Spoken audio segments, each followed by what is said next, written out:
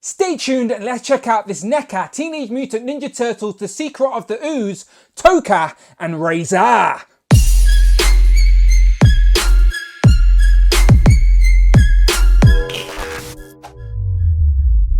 Pow, and welcome back to the channel, Dan Who Reviews. As always, my name is Dan W. Make sure you were following me on Instagram at It's Dan Who. And today we have a very highly anticipated 2-pack I'm about to open up, as they may have been the best action figures of 2020, but they're going to be the first action figures that I open and review in 2021. It is none other than the NECA Teenage Mutant Ninja Turtles 2, The Secret of the Ooze, Tokka and Rahzar. Now, I loved this movie as a kid. I believe I seen the second film before I seen the first one, and I was always confused as to why we got Tokka and Rahzar rather than Rocksteady and Bebop, as I loved that cartoon as well. But still, I loved them all the same. I had the Playmates toys, and it is crazy now that all these years later, I'm getting these movie accurate figures to add to the collection. So bravo, NECA. They went up for pre-order in the summer, and they're starting to ship out now. So if you missed that pre-order window, then I wish you luck trying to get these on the aftermarket, as these look amazing. As I said, a lot of people voted them the best of 2020, but they're going to be the first figures that I open up in 2021. So there they are in the packaging. We get Tokka, the snapping turtle, and then Rahzar, the wolf, of course, both with the mutagen to try and take on the turtles.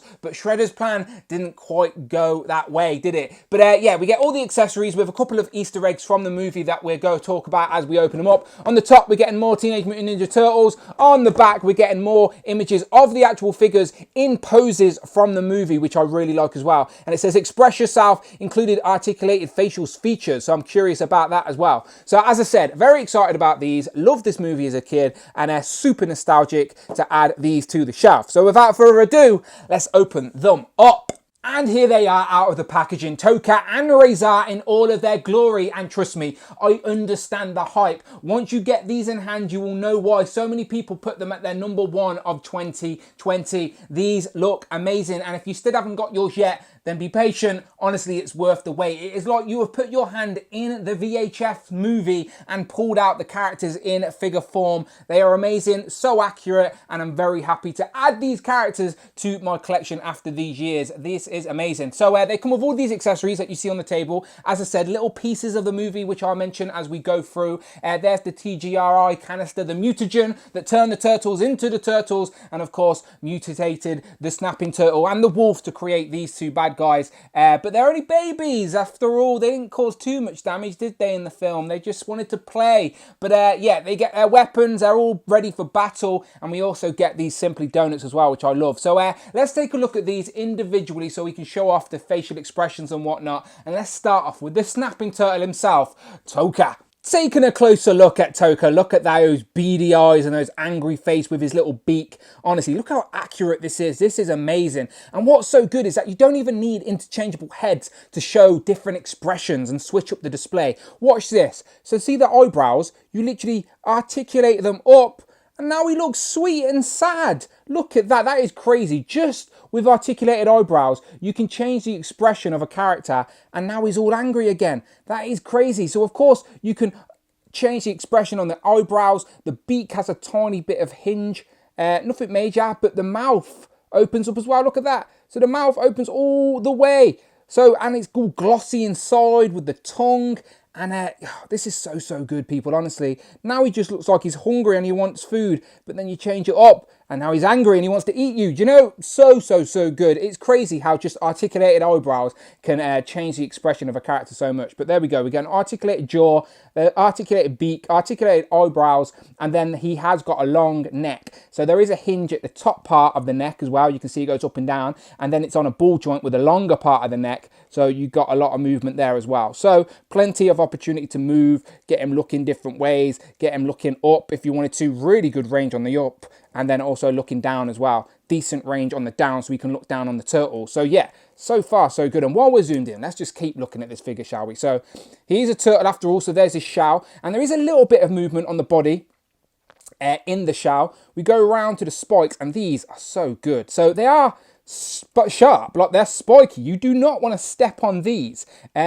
They are sharp and spiky, but they are like a rubber. So yeah, it could be a weapon, but I wouldn't advise using it as a weapon. You know, you don't want to break these collectibles, but very nicely done. Every single one of them have got like painted detail on there. So good. And again, the painted detail on the figure is so good with all the shadows and whatnot. And then he's got these wristbands and the elbow pads and the knee pads, all these different colors. And again, the textures and the shading, the textures are different on every element. The shell's smooth. Then you've got a bit of rough round here, and then it's again a different sort of leathery texture on the actual skin of the turtle. Then you've got the claws on the feet, and the feet do have articulation. He has elbows and knees with articulation. Now, I've heated up my joints. I would advise you do the same, but you can get a decent range. So obviously the spikes here on the shoulders will hinder shoulders going up, but you can still get them up quite high. And then he has articulation, a swivel and articulation at the elbow. You can see two hinges there, but again, just heat it up, be careful,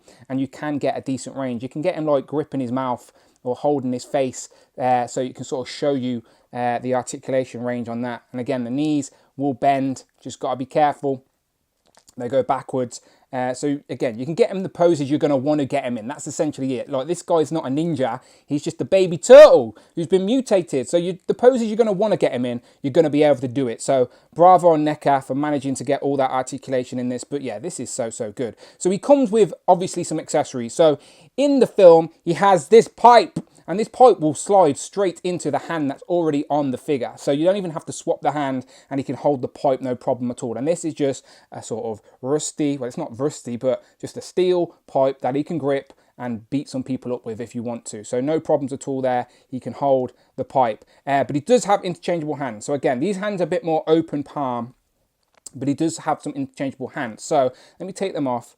Let's hold these arms up. And let's swap out some of these hands. So there's one set, there's another set. And again, you can't really tell the difference, but the level of grip is different. So he will hold things a little bit tighter. And he has one more set. And this last set is mainly the tightest grip. It sort of looks like he's pulling a fist, but it's just a very tight grip. You can see the hole is still there, only just, but it does sort of look like fists in a way, but it's just a very tight grip. So there you get 3 different sets of hands for different posing and holding the different accessories. But yeah. Moving on to Rahzar, and yet again, look at the detail in this face. That is amazing. So no articulated eyebrows, but he does have a very nicely articulated jaw, which opens nice and wide. And yet again, you can see the glossy mouth with the tongue and the teeth all painted. And he looks so happy there like that. But again, he still looks menacing. He's a wolf after all, so you can see those wolf features with the snout and then his ears up here and all the hair, like this sort of beard effect, if you will. But again, the eyes and the nose, just so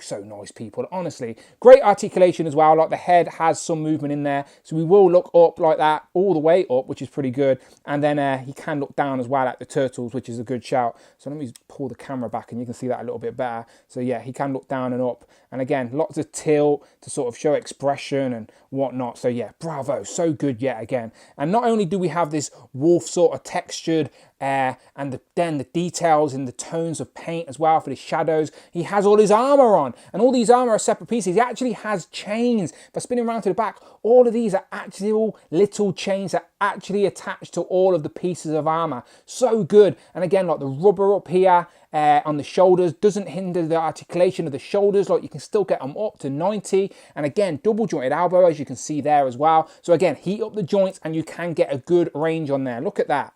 Really good. Again, you can see his wrist straps, and again, he's got like this sort of, it's the front of a car, isn't it, with all this sort of, looks like bone, but it's the front of a car. All of these are car parts essentially, with tires and with spikes, and again, tire tracks with the spikes on, sort of this loincloth over the front there.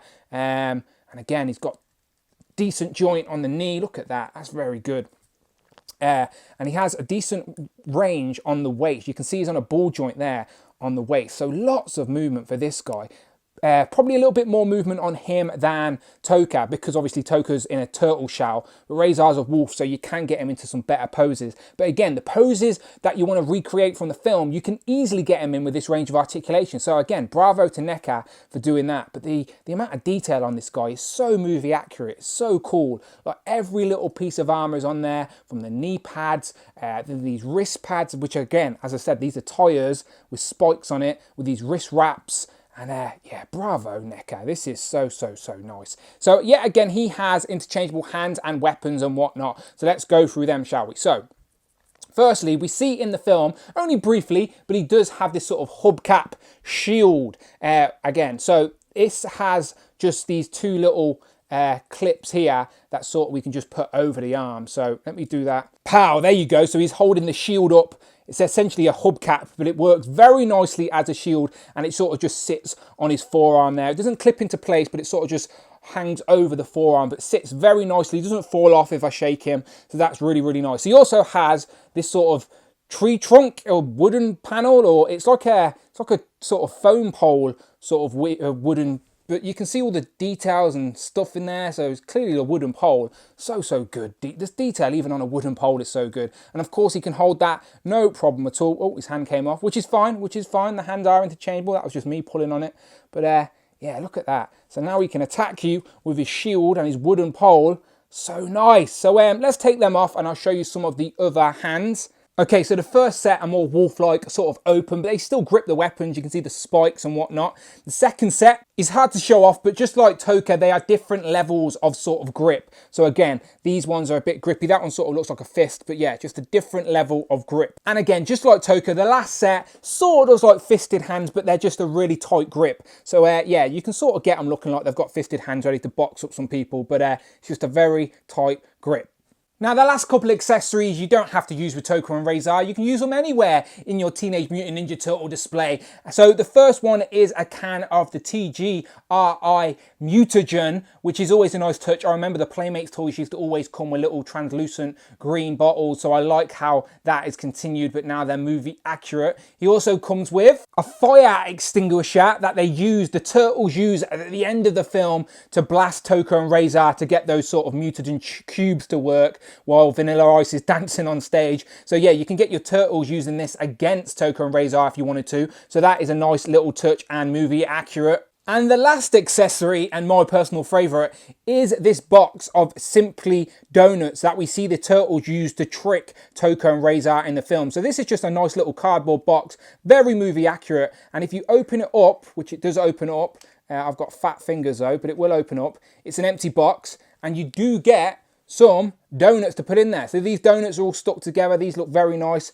So just put the donuts in there, and then you can hold it up, and Michelangelo or whoever can give these to Tokka and Rahzar. And what's so good, you'll notice that there's a donut missing. What could that be? Well, that is because the last donut is the crushed up donut, and you can actually see the mutagen cube in there as well. So you can get Tokka and Rahzar holding that, and obviously you can even put that back in the box if you wanted to. So yeah, bravo NECA, very nice touch, little Easter egg from the film that you could use in your display or for posing or building scenes, and yeah, loving that. And here we have Tokka and Rahzar posed together, battle ready, if you will. And I never really mentioned the height, but they are a very nice height, as you can see, over 7 inches. And again, maybe just a little bit under 7 inches from the head, but the spikes definitely go up and over 7 inches, even on Tokka. And again, I've posed in them with like leaning a little forward as well. So if I did straighten them out, they're probably a bit taller, but they are perfectly in scale with the rest of the turtles. So let's do some comparisons.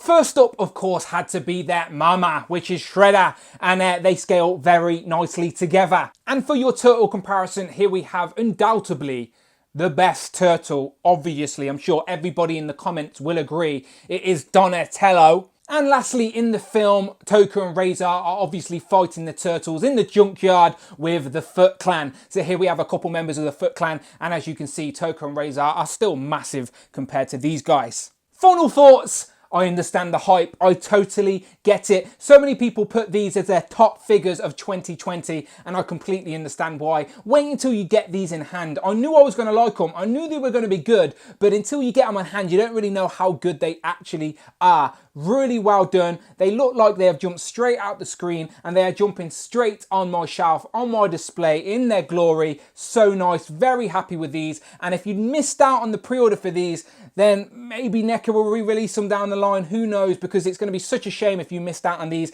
and you're a fan of that Turtles line. Basically, the Turtle movies and the cartoon is going to be a main line for me moving forward. So I try and review as much as I can. And I did manage to get these before the end of the year. I did get them late December 2020. 2020, but I thought I'd wait and hold out to open these up so I could really enjoy them, and I'm glad they're the first official review of 2021. And Super Shredder will be next, and obviously I'll do some comparisons when I open him up as well. So until then, people, you let me know what you think of these in the comments below as well. Were you confused that we never got Rocksteady and Bebop in the early 90s rather than these two? Who knows? You let me know in the comments below, but I still love them for what they are. And as always, people, you know what to do. Please, please, please help the channel grow and hit that subscribe button. And you can always show a little bit more love on Patreon. Much, much appreciated. But until then, people, my name is Dan W. And I will, of course, see you on the next one.